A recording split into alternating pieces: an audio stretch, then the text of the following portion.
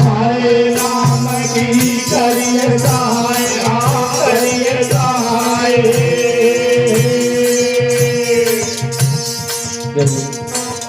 सीता की तोरे लैया शेर ढलन कौए जलाई रे। और सीता की तोरे लैया ढलन कौए जलाई रे।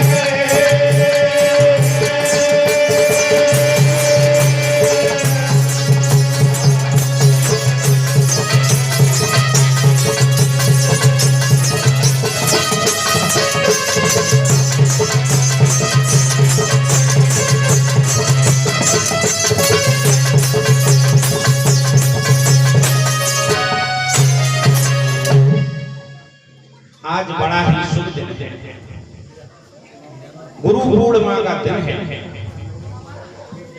और इस दिन गुरु की महिमा बड़ी बढ़ चढ़कर बताई गई है। और हमारे विद्वान गोस्वामी तुलसीदास जी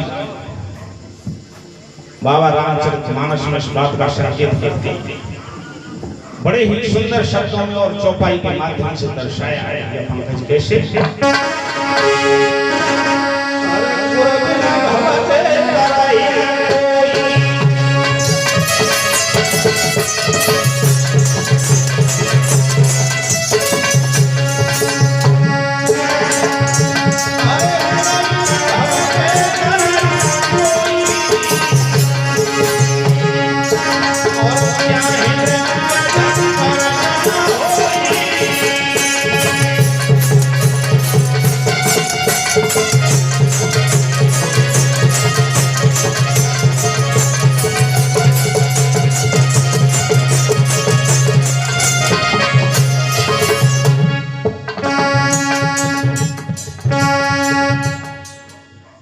और इसी बीच हमारे बड़े भाई देवेंद्र यादव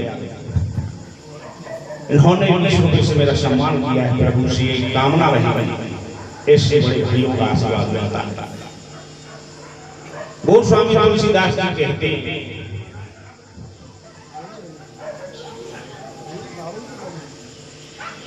और ये हमारे दादा श्रीमान हरि बाबा इन्होंने विष्णु से मेरा और मेरे समस्त स्टाफ का सम्मान किया है। प्रभु से यही कामना रहेगी कि ऐसे महान पुरुषों का हाथ सदैव आशीर्वाद बढ़ता रहे और इनकी छत्र छाया फलती बढ़ती रहे।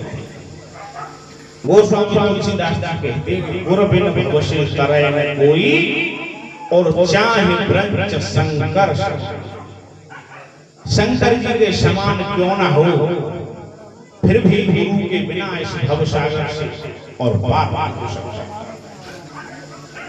इसीलिए सभी से कहना है जिनके गुरु हैं वो तो बहुत अच्छी बात है, और नहीं है वो अवश्य।